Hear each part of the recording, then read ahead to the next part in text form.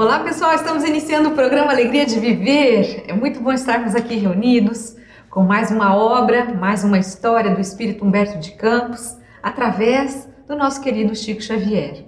E o título da obra é Cartas e Crônicas, que é mais um livro escrito por esse Espírito tão querido que nos traz informações muito valiosas, traz cartas, crônicas, notícias do plano espiritual e nós podemos aprender bastante com tudo isso. Então pegue seu livro, seu caderno, se você não tem, você pode baixar o livro em PDF e poderá prosseguir conosco. Nós já fizemos diversas obras e fizemos capítulos anteriores que você poderá acessar, buscar, nós temos tudo arquivado e poderá pegar desde o início, desde a introdução desta bela obra. Hoje estaremos entrando num novo capítulo que fala sobre influência do bem.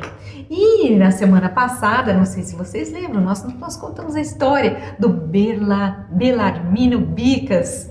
É uma história bem interessante, falando de como Belarmino aprendeu com as atitudes que ele costumava ter quando encarnava. Mas busca lá que vale a pena você conhecer.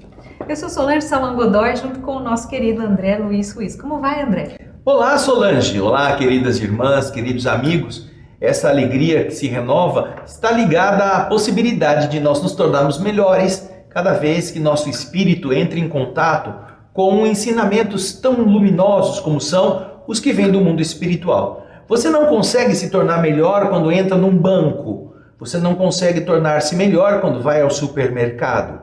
Você não aprende nada quando entra num grande magazine para comprar roupa ou numa loja de ferramentas. Quando muito você adquire objetos que fazem você cumprir com certas tarefas, mas você continua tão conhecedor depois que você sai da loja como você era antes. Você não tem nenhum acréscimo de saber, nenhuma explicação sobre os enigmas da emoção adulterada, da enfermidade que você está passando. Então, quando você se debruça sobre um livro, sobre uma história, sobre ensinamentos dos espíritos amigos, não tem como você sair do mesmo jeito que entrou. Não tem. Você sempre aprende algo que pode modificar a sua conduta, pode fazer você muito melhor do que você estava antes de chegar até aí. Por isso é que é tão importante você aproveitar aquele pouco que nós damos a você do ponto de vista de informá-los onde estão estas histórias, para que você também vá em busca delas. Você não tem ideia de quantos livros Humberto de Campos já escreveu. A Federação Espírita Brasileira possui 12 publicações do autor Humberto de Campos em seu catálogo. O poeta e irmão X, ou Humberto de Campos, que foi contista, crítico literário, cronista, membro da Academia Brasileira de Letras, ele produziu cerca de 40 títulos literários em vida, quando ele estava encarnado. Depois de ter desencarnado, conta-nos aqui a orelha do livro, ele passou a adotar o pseudônimo de irmão X e transmitiu sua primeira obra espiritual através do médium Chico Xavier, chamado de Crônicas de Além Túmulo, publicado em 1937. E a Federação Espírita Brasileira, que foi a detentora dos direitos de autor, que o Chico doou para ela, tem esses 12 livros, entre os quais está o grande sucesso Brasil, Coração do Mundo, Pátria do Evangelho. Solange, um dia você já nos explicou por que ele escolheu o nome de Irmão X. Você se lembra daquilo que nós aprendemos com essa história do Irmão X? Não, André. Humberto de Campos, quando estava encarnado, como você viu aqui, ele escrevia na imprensa. Na imprensa publicava suas crônicas, ele era muito conhecido, ele tinha uma verve bastante ácida, ele era bastante incisivo. E na imprensa ele usava um pseudônimo de Conselheiro XX. Isso. E depois que ele desencarnou, quando ele começou a escrever, ele assinou suas primeiras obras com Humberto de Campos. Porém, a família de Humberto de Campos, que era detentora dos direitos autorais das obras do falecido membro da Academia Brasileira de Letras, entrou com uma ação na justiça pedindo esses direitos contra a Federação Espírita Brasileira e contra o médium Chico Xavier. Então, naturalmente, houve um rumoroso processo no qual as partes chegaram a um acordo e o juiz considerou extinto o processo em face de não existir personalidade depois da morte, não reconhecendo os direitos hereditários por morte daqueles livros que foram escritos com o nome de Humberto de Campos através da mediunidade de Chico Xavier. Foi um rumoroso processo que está, inclusive, descrito em um livro espírita, um livro que foi escrito pelo Dr. Miguel Timpone. Miguel Timpone era o advogado da Federação, que depois relatou todos estes fatos, inclusive acrescentando os documentos que foram parte dos processos, do processo em si, para o conhecimento da história do Espiritismo no Brasil. E nessa ocasião, então, Humberto de Campos achou por bem, ao invés de assinar com o seu nome original, utilizar um pseudônimo. E qual foi o pseudônimo que ele utilizou? Em vez de ser Conselheiro XX, que era o que ele usava nas crônicas dos jornais, ele adotou o pseudônimo de Irmão X, um X só, né? Lembra disso? Então, esse pseudônimo passou a fazer parte das publicações da Federação Espírita Brasileira para não afrontar, porque não é esse o desejo do mundo espiritual, não afrontar aqueles que se achem prejudicados por uma publicação levar o nome de um parente que está no mundo espiritual agora. Então, houve por bem fazer essa adequação. Continua sendo o mesmo espírito, inclusive em referência ao pseudônimo semelhante que ele usava, não é, Solange? Exato, porque era Conselheiro XX e passou no plano espiritual a ser o Irmão X. O Irmão X agora é o pseudônimo de Humberto de Campos. Hoje em dia toda essa celeuma já foi vencida, já não existe mais nenhuma dúvida, tanto é que nós consideramos, quando fazemos a propaganda da obra, nós não citamos o espírito Irmão X. Eu geralmente falo Humberto de Campos, que realmente é a entidade cuja personalidade viveu na Terra, no Brasil, sob o nome de Humberto de Campos, e que agora, como espírito, continua sendo também um espírito que representa literariamente esse cabedal de riquezas, de orientações próprias de um espírito lúcido como o dele. Irmão X é apenas uma fantasia, né? Nome fantasia.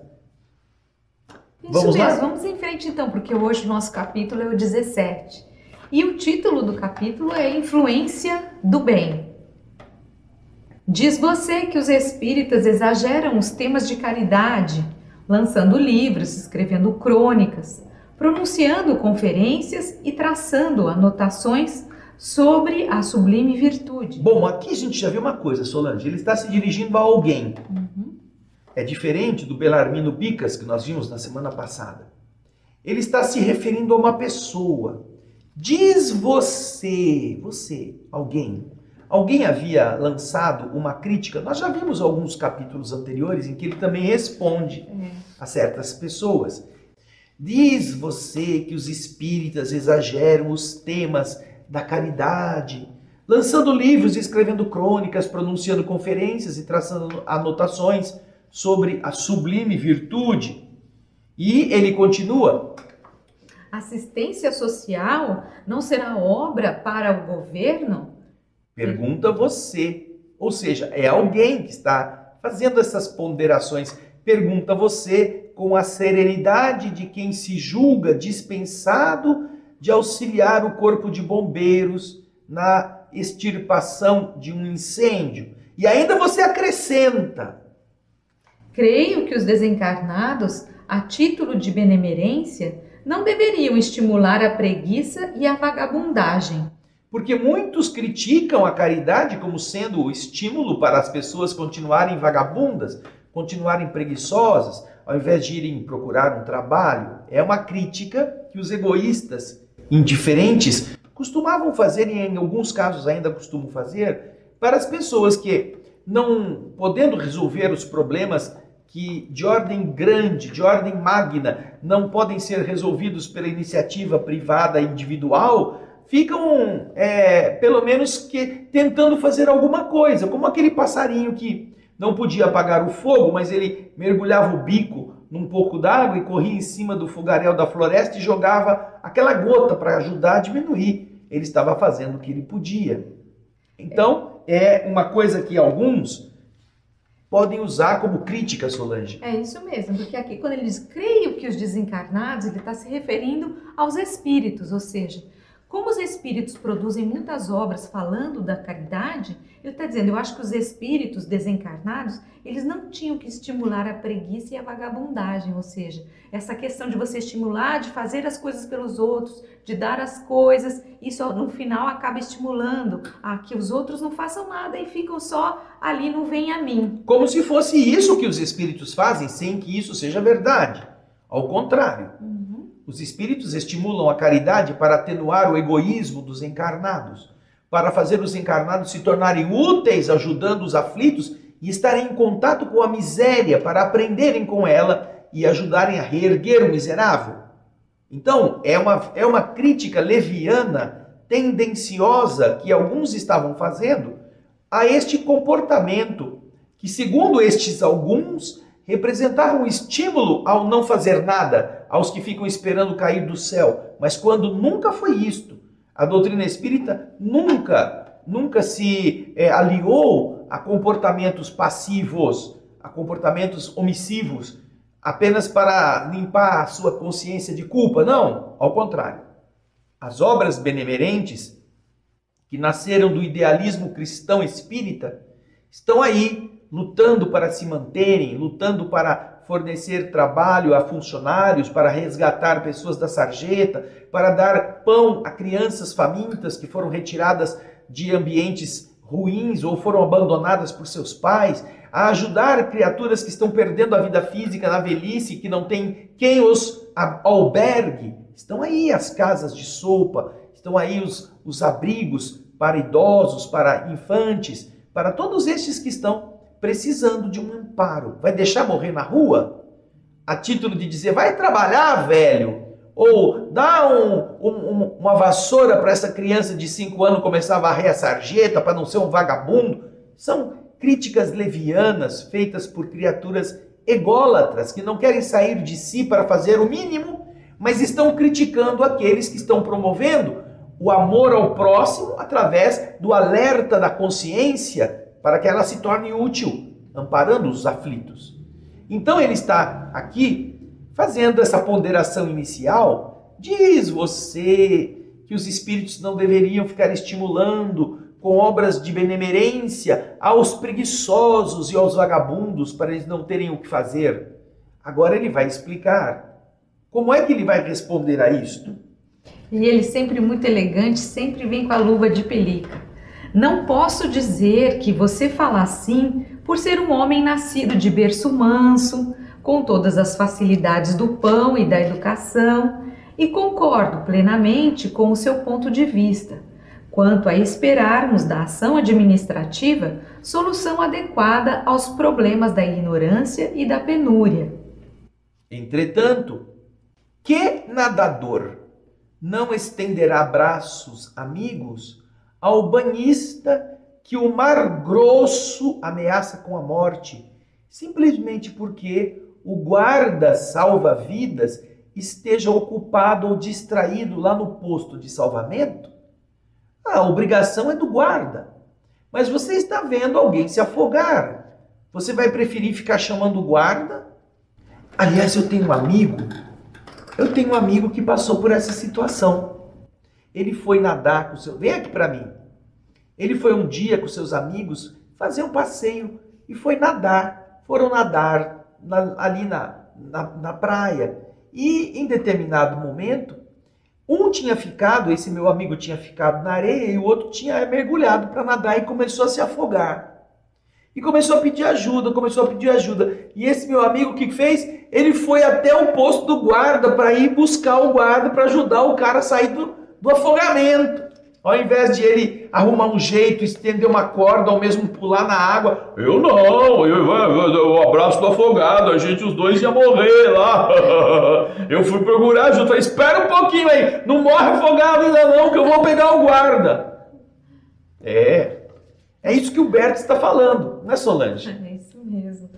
Ou seja, a obrigação é do guarda salva-vida, mas se ele não está ali, você vai deixar o outro se afogar? A obrigação é das instituições de socorrer aqueles que estão na penúria, que estão numa velhice sofrida, numa infância desvalida. Lógico, as instituições estão aí, precisam acudir essas pessoas. Mas e se não estiverem? Se não tiver vaga, se não tiver quem socorra? Nós vamos deixar morrer na penúria? É isso que Humberto está... Começou a responder. Vamos lá, vamos continuar. Além disso, a caridade é ingrediente da paz em todos os climas da existência, não apenas aliviando sofredores ou soerguendo caídos, mas também frustrando crimes e afastando infortúnios. Certo que a justiça é fundamento do universo, contudo, o amor é a alma da vida. Ou seja, é verdade que todos precisaremos passar por uma organização que crie condições para aliviar o sofrimento, como ele disse. Para todos, a caridade alivia os climas da existência, não apenas diminuindo os sofredores ou reerguendo os caídos, mas também impedindo crimes. Uma pessoa que receba um alimento para manter a sua família por algum tempo, tem a mente aliviada da tentação de ir furtar, de atacar outra pessoa para roubar o que está lhe faltando. E com isso também ajuda a afastar o sofrimento da sociedade. É verdade que aqui, como ele diz aí no texto, olha, a justiça é fundamento do universo, porém, o amor é a alma da vida. Quantos enigmas do ódio resolvidos num gesto de brandura? Quantas toneladas de sombras segregadas no tonel do sofrimento se escoam pela fresta entreaberta por um raio de luz? Basta um pequeno filete de luz e a treva desaparece. E este sofrimento que estava ali preso por causa da falta de iluminação, seja a iluminação da esperança, seja a iluminação da compreensão do mal, deixam de existir e a pessoa passa a ter mais paciência, passa a ter a expectativa de vencer o obstáculo com uma pequena informação, não é? Com uma pequena réstia, um facho pequenininho de lâmpada, de luz, entra e clareia todo o ambiente. Aquela luz no fim do túnel, né? Que muitas vezes é o que vai salvar a pessoa daquele desespero tão grande. E às vezes nem precisa ser uma super luz, às vezes uma luzinha no fim do túnel, ela já cria aquela esperança. É isso mesmo. O que mais que ele continua falando? Vamos lá. Compreendo que você, reencarnado, qual se encontra, terá dificuldade para entender os obstáculos que a bondade dissolve em silêncio. Mas, deste outro lado da experiência terrestre, somos defrontados, hora a hora, por lições vivas que nos convidam a servir e pensar. O trabalho e a dor, o aviso e a provação fazem muito em benefício da alma. No entanto, a caridade propicia renovação imediata ao destino. E aí ele vai falar de uma obra judaica muito antiga que os judeus cultivam como sendo um reservatório de ensinamentos. E ele fala então sobre o Talmud. O Talmud, alinhando lições de sabedoria, vai contar uma história. Ele conta aqui, olha. O Talmud conta que 2 aprendizes do Rabi Hanina recusavam sistematicamente aceitar avisos e predições de adivinhos. Não importava quem eles fossem. 2 seguidores de um sábio judeu, hebreu, não gostavam de aceitar avisos, alertas, predições de pessoas que tivessem essa potencialidade de prever o futuro, de adivinhar o que vinha pela frente. não importava quem fossem estes adivinhos. Um dia houve em que, penetrando na floresta, a fim de lenhar... O que é a fim de lenhar? O que é isso? Eles foram buscar lenha. Foram buscar pedaços de madeira para pôr no fogo, para fazer comida. Então, um dia eles entraram na floresta. Esses aprendizes encontraram um velho clarividente que viu em torno deles vasta corte de malfeitores desencarnados, desejosos de dar a eles perseguição e morte. O velho que tinha poderes paranormais, vamos chamar assim na modernidade, mas que na doutrina espírita nós aprendemos que tem a mediunidade da clarividência, ou seja, vê o mundo invisível claramente. Ele olhou para aqueles dois. Eles estavam envolvidos em nuvens escuras que o velhinho estava vendo. E obviamente essas nuvens cheias de espíritos negativos que não gostavam dos rapazes. E então, o que acontece? Vamos continuar a ver a história. O mago, para não assustá-los em demasia com pormenores da visão, olhou para as estrelas como se buscasse nos astros as palavras que iria pronunciar e pediu a eles que considerassem os riscos a que se expunham, aconselhando-os urgente regresso à casa. Sombrios vaticínios lhes pesavam na marcha, mas razoável tornar ao aconchego doméstico, de vez que provavelmente não sairiam vivos da mata. Então os rapazes foram entrar na mata, já estava escuro, e encontraram este homem, este mago, este homem que tinha essa clarividência, que ao invés de dizer para eles, gente, eu estou vendo coisa feia em volta de vocês, tem uma enxurrada de demônios andando com vocês. Não, ele não queria assustar os moços. E eles querem persegui-los e matá-los. Ele não quer que os rapazes tenham esse medo. Então o homem olhou para o céu como se ele estivesse medindo as estrelas, esta com aquela com a outra, e disse, olha gente, se eu fosse vocês, eu não iria hoje aí para dentro do mato, porque os vaticínios não são, os augúrios não são dos melhores. Vocês podem, inclusive, não voltar dessa busca de alguma coisa, de lenha para você. Vão para casa, espere amanhecer, volte no outro dia, porque parece que um outro dia será melhor. Vocês correm risco se entrarem lá. Bem, ele avisou de uma forma assim sutil, de uma forma assim impressioná-lo, os moços com alguma visão sobrenatural, porque tem muita gente que gosta de dar uma de bom, né? Eu tô vendo. Ou então olha para você, e no meio espírita isso é muito comum, alguns médiuns videntes que gostam de receber o salário do apavoramento ou da admiração alheia, gostam de exercer esta dança de poder, que ele, olha, está tudo bem com você? Está tudo bem? Tem medo? Tem certeza que está bem com você? Não tem nada assim de ruim acontecendo? E quer dizer, eu estou vendo que o negócio não está bom, mas ele não fala, entendeu? Eles gostam de mostrar, alguns deles, alguns médios irresponsáveis, alguns médios que não entendem de nada na doutrina espírita, vêm com essas indiretinhas, que de verdade querem esconder o elefante, mas querem mostrar o rabo que eles dominam. E o velho não queria fazer isto. Ele então, de uma forma discreta, ele solicita, voltem para casa. Vocês, olha, as estrelas estão dizendo que não é um dia bom para vocês fazerem isto. E os meninos, certamente muito generosos, muito atentos, ouviram o homem, não é? E aí, o que fizeram, Solange? Os jovens deram risada da advertência do velho e prosseguiram adiante. Depois que percorreram um pequeno trecho da estrada, foram defrontados por um velhinho a lhes rogar, a pedir algum recurso com que pudesse matar a fome. Os rapazes não tinham com eles outra coisa que não fosse um pedaço de pão. Todavia, os dois não hesitaram, não titubearam em pegar esse pedaço de pão e dividi-lo com o pedinte, que ali mesmo suplicou a Deus que retribuísse aos dois rapazes esse gesto amoroso, esta beneficência.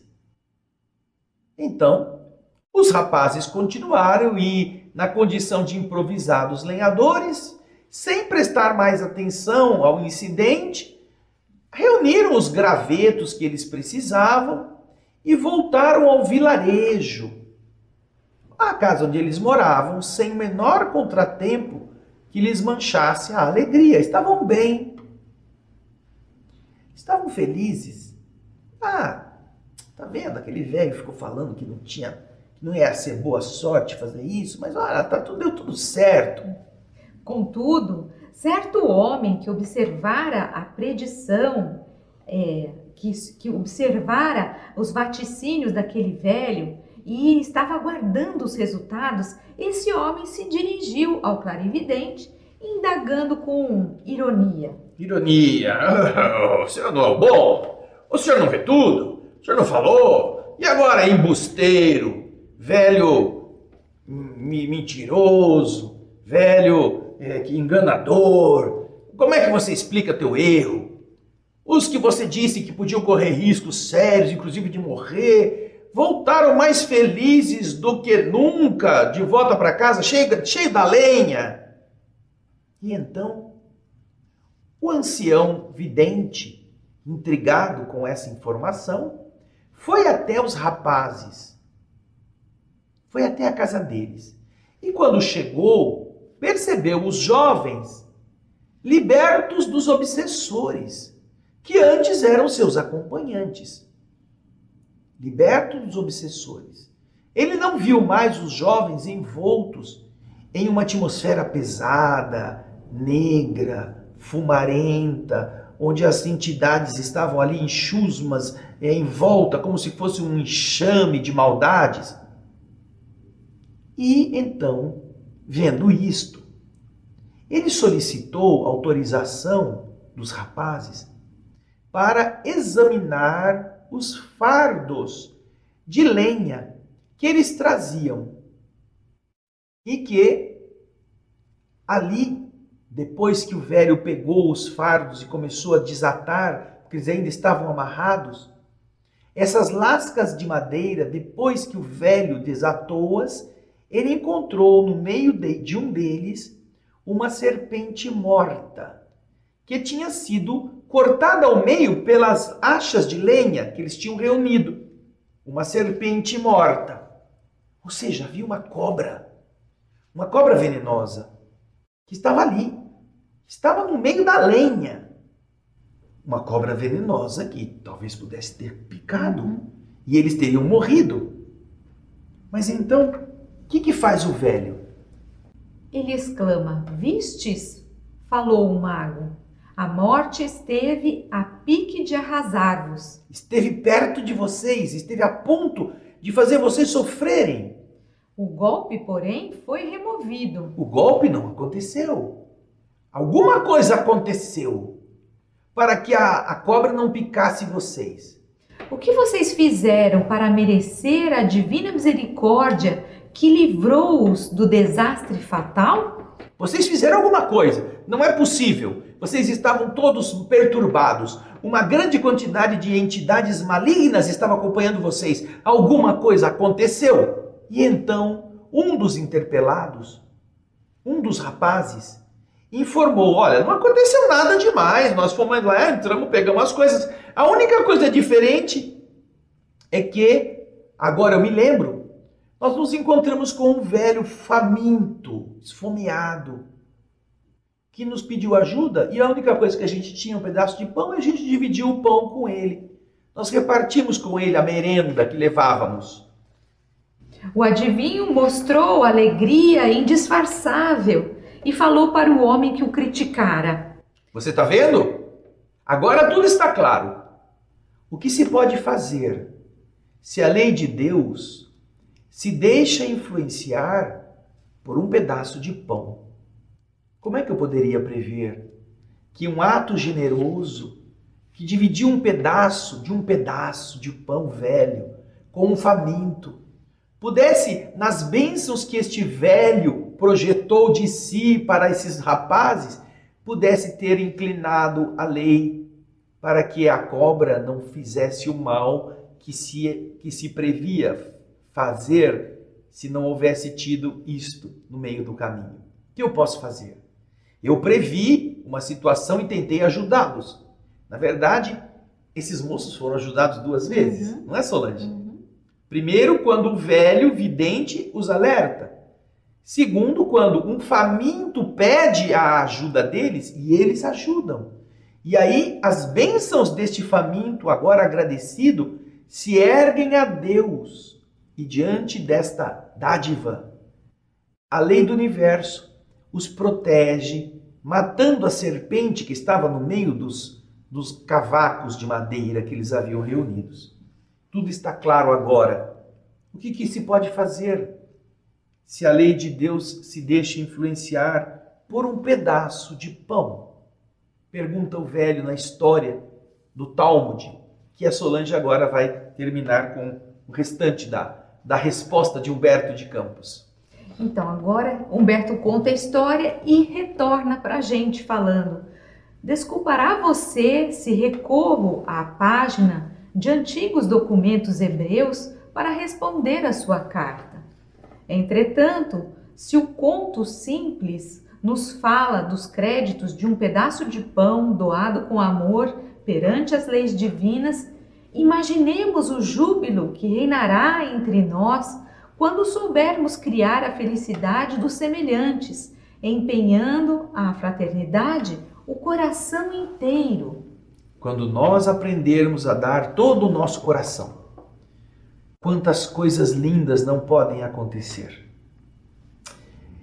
Vamos pensar agora, dentro desse mesmo conselho que o Talmud nos está dando, naquilo que acontece na entrevista que o Espírito André Luiz vai fazer com o ministro Clarencio, quando ele vai pedir autorização para começar a trabalhar na cidade Nosso Lar, depois que ele já passou pelo parque hospitalar, que agora ele está na casa da senhora Laura, com o seu amigo Lísias, está morando com eles, e ele quer pedir um trabalho. E então a dona Laura o aconselha: vá lá, fale com o ministro, ele vai te ouvir. O André Luiz então vai ouvir a opinião do ministro, vai pedir emprego. Só que o André Luiz está pensando que ele vai pedir para ser médico, porque ele era médico na Terra, né? Ele vai pedir para, eu quero começar a clinicar, eu tive experiências. Só que quando o André Luiz chega lá, tem uma senhorinha que chegou antes dele para falar com o ministro, e o ministro recebia de 2 em 2. Então, a mulher estava na frente, os dois entraram, se sentaram e o ministro começa a ouvir a senhorinha. A senhorinha tinha uma aparência mais idosa do que o André. Ela tinha aparência mesmo de mais velha. Então, ela começa a pedir ajuda, porque ela quer ajudar os filhos dela, pariri. E o ministro diz: escuta, minha irmã, como é que você pode querer receber ajuda se você ainda não ajudou ninguém? Se você ainda não fez nada por ninguém. Eu, sabendo que você está precisando trabalhar, te coloquei no departamento das comunicações. Mas você se queixou. Aquilo lá é uma coisa de louco. Então, não contente, eu peguei e transferi você para uma outra atividade junto aos aflitos da saúde mental. Mas ainda era pior. Lá é só gente louca, gente irritada. Então, sabendo que você tinha dificuldade com isso, eu mandei você para determinado outro departamento. Mas lá ainda era pior. Cada palavrão que eu escutava. E quando eu fui ver como você estava, eu percebi que você já tinha se recolhido aos campos de repouso. Muito cansado, eu acho que das minhas medidas para que você tivesse um trabalho, você se cansou e foi repousar. Como é que você agora quer pedir ajuda se você ainda não ajudou ninguém? E o André Luiz só esperando, só vendo. Nessa hora ele foi afundando na cadeira, assim: ai meu Deus, o que eu vim fazer aqui hoje? Se o ministro está falando assim com essa velhota, com essa velhinha, imagina eu que não sou tão velho. Bom, termina a velhinha, o ministro fala para ela: escuta, volta lá para os campos de repouso, pensa naquilo que você realmente deseja e depois nós conversaremos. Aí ele se vira para o André Luiz e o André Luiz, ele ia pedir alguma coisa, mas ele fala: seu ministro, eu estou aqui já faz um tempo, já estou melhor, eu queria poder trabalhar aqui de qualquer jeito. Aí o ministro olha para ele e diz: eu sei, você está aqui agora querendo trabalhar, mas você sente saudade dos seus pacientes, da sua clínica, Você sente saudade daquilo que você sentia quando estava na terra. E o André Luiz, vendo que o ministro está sendo compreensivo, começa a mesmo, eu sinto saudade. Daí o ministro diz para ele, só que aqui infelizmente você não pode ser médico, você não entende nada de medicina, porque a medicina aqui funciona em outras bases. Aí o ministro começa a expor, a descascar todas as fantasias que André Luiz tinha criado. Olhando a sua ficha, eu vejo muitos desatinos, eu vejo muita coisa errada que você fez, mesmo como médico. E André Luiz vai ouvindo, muito de orgulho, de vaidade. E no mundo espiritual, a medicina funciona em outras bases. Aí André Luiz vai ouvindo aquilo e fala, sim, Senhor, eu entendo. Eu tenho vontade de melhorar. André Luiz vai ficando emocionado por ver os seus erros. E então, sem mais desejar nada especificamente, André Luiz diz, por fim, entre lágrimas, mas se o senhor me dê qualquer coisa, eu faço qualquer coisa, eu quero ser útil de qualquer jeito, não importa onde o senhor me coloque. Eu aceito qualquer trabalho. Se você no começo queria ser médico, imagina, você percebe que não tem condições morais, nem capacidade de inteligência para entender a medicina do amor. Você não quer ser mais médico, então você não queria trabalhar, você queria ser apenas o doutor. Então agora que ele se viu despido, desnudo pela verdade, ele reconhece que ele tem que começar do zero. Então ele pede, o senhor me perdoe, mas eu solicito mesmo que o senhor me dê um trabalho no pior lugar que o senhor precisar que eu trabalhe, eu vou. Não importa o que seja. Percebendo então que o André Luiz tinha entendido, o ministro olha para a ficha dele e diz, eu estou vendo aqui muitas coisas que você fez, bobagens, excessos, porém, eu não posso negar a você que você tem alguns méritos. Aí o André fala assim, a minha mãe?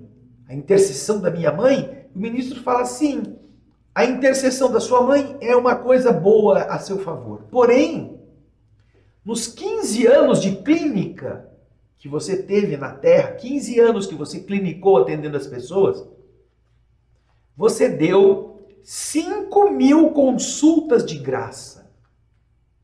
Não é que você tenha feito isso, como diz Humberto de Campos aqui, com uma fraternidade plena do coração. Você não fez por amor ao próximo. Você fez porque a pessoa não tinha dinheiro, você falou, outra hora você me paga, ou a pessoa disse que prometia trazer no outro dia, você esqueceu que ela não trouxe. Você não se incomodou de não ter recebido 5.000 consultas. No filme Nosso Lar, eles teatralizam esta cena com a secretária do André Luiz colocando os pobrezinhos miseráveis no fim do expediente. E o André Luiz olhando com aquela cara ruim, a senhora está pondo gente aqui no final, eu já estou indo embora. Então, ainda assim, ele atende. Ele não contragosto. Isso, meio com raiva, eu queria já ir embora, mas tá bom, vou atender esse miserável.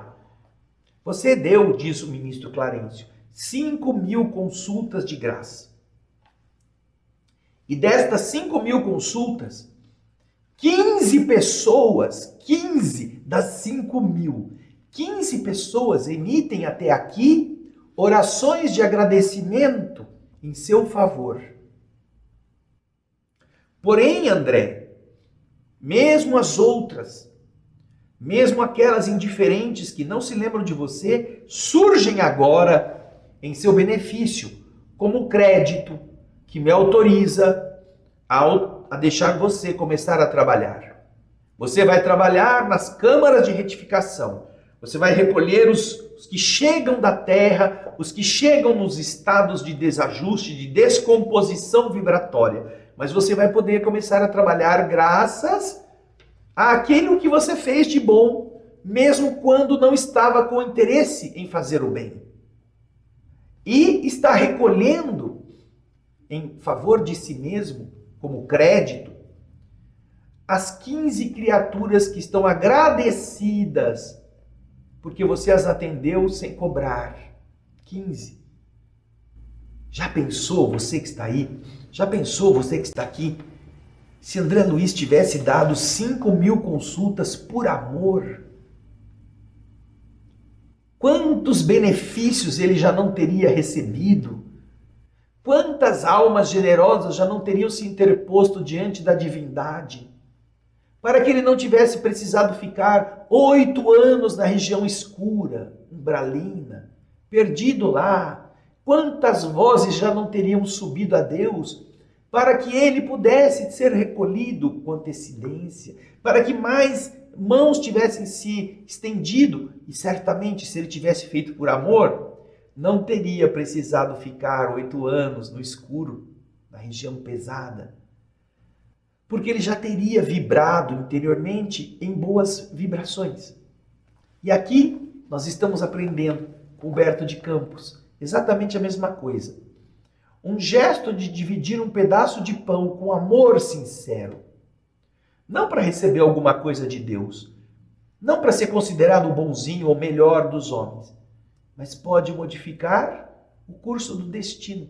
Pode neutralizar a influência das entidades negativas que estavam reunidas para que aquela víbora pudesse picar os dois estouvados, os dois desavisados caçadores de lenha na floresta. Então, pense nisso você também, porque certamente serve para o André Luiz, serve para o Talmud, serve para o Humberto de Campos e serve para nós. É isso mesmo, André. Muito bonito, né?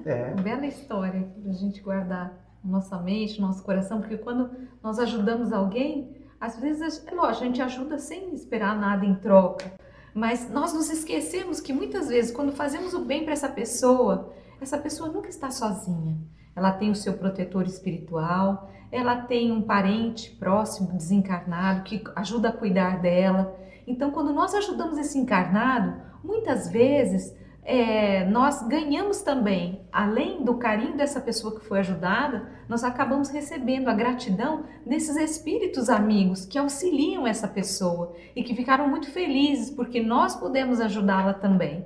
Então, de uma certa forma, é como uma rede, nós ampliamos esses caminhos, essas ligações. E esses espíritos que antes eram amigos daquela pessoa que nós ajudamos, agora eles também serão espíritos amigos nossos. E assim, essa rede vai se amplificando conforme nós fazemos o bem, sem interesse, como o André disse, nos devotando por carinho, por amor àquela pessoa, para ajudá-la, para que ela se sinta melhor. Nós acabamos angariando outros amigos. E isso é muito bonito, porque forma essa grande rede universal de espíritos, de pessoas que querem agir no bem, que querem fazer o bem, fazer com que as pessoas se tornem melhores e tudo isso modifica o ambiente de todos nós. Então, muito bonita a história do Humberto. A influência do bem é sempre luminosa, diferente da influência do mal, que é sempre trevosa.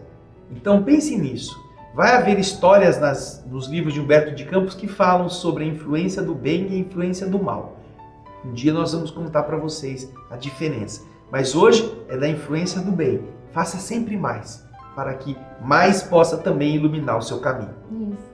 E para lembrar vocês, nós temos o programa O Espírito da Letra, que é um belo programa onde o Espírito André Luiz, através da mediunidade Francisco Cândido Xavier, escreveu, tem toda aquela coletânea, né, do Espírito André Luiz que todos nós conhecemos.